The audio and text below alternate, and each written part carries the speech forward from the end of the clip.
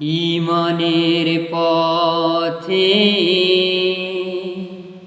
অবিচল থেকে আমার মরণ যেন হয়। ঈমানের পথে অবিচল থেকে আমার মরণ যেন হয়। তোমারি কাছে মিনতি আমার, তোমারি কাছে মিনতি আমার,